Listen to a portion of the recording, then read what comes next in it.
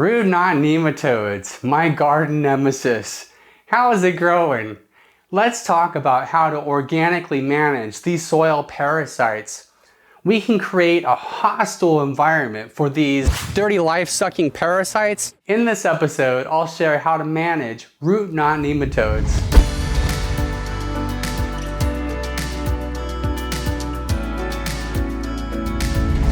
There is so much misinformation going around about nematodes. Make sure you're getting your information from a trusted source such as your local extension office, a nematologist, or someone like me who has done the proper research.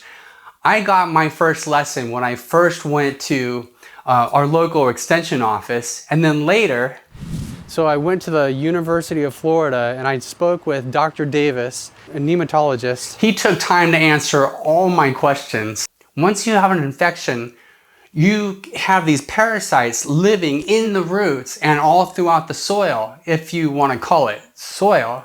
But now let's talk about what to do. First, once I've identified that those are root knots on the roots, here's what I do. First, remove and discard as much of the roots as I possibly can while careful not to spread the contamination. This includes sanitizing any tools I use afterwards with hydrogen peroxide, and sunbaking them on a hot sunny day can help too. Secondly, amend the soil with chitin. Chitin is in the exoskeletons of insects and the shells of crustaceans such as crab and shrimp. I simply recommend crab meal. What does chitin do? Chitin increases the chitin-eating microbes in the soil because the same microbes that eat chitin also go after nematode eggs, which is also made up of chitin. You could also use bat guano. Think about what bats eat. Most species of bats are insectivores, so their diets consist mostly of insects, and their bat guano is high in chitin. You just don't want to get a little too, bat guano crazy. These first two steps are the most basic and important. At this point, you could plant some French marigolds, add lots of mulch, and be done with it. But to be more thorough with a holistic approach, you want to add a biodiversity, the soil food web. How do we do that? So here's number 3, amend the soil with organic matter. And this could include bokashi or a more conventional compost. Recently, I got this bokashi composter from Tree Amigos Growers, and I love it. In the next episode, I'll go into that in more detail. But basically, this is fermented food scraps with beneficial anaerobic microbes. It's the fastest way to make quality compost within about 4 to 5 weeks. And much of it is done on the kitchen counter.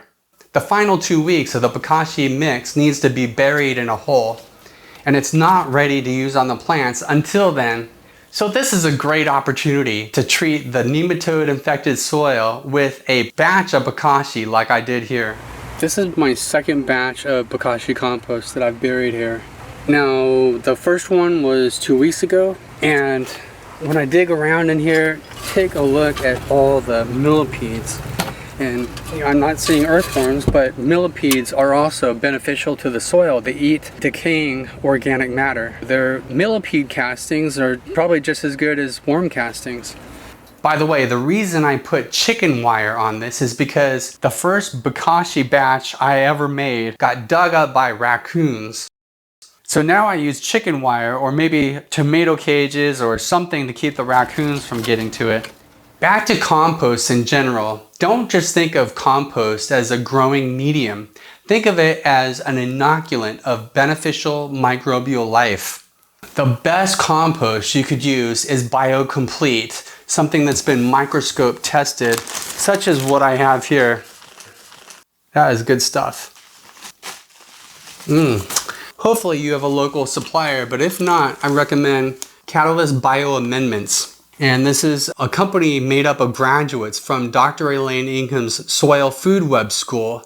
This may be the most expensive compost you've ever bought, but don't use it like any other compost. Use it like an inoculant. I recommend either making an aerated compost tea or keep it simple by making a compost extract. In the future videos, I'm going to talk about different ways to manage nematodes. Normally every summer, I solarize my garden beds. Today, we're talking soil solarization. In an upcoming episode soon, I'll explain why I'm excited about switching to a cover crop method to both actively and passively kill root knot nematodes. Like I said, in the next episode, I'll go more into bokashi composting. Hey, if you got something out of this, please consider giving a thumbs up, like on the video, subscribe to the channel, click on that bell so that you'll be notified when I upload videos in the future. Live regeneratively and let's grow together.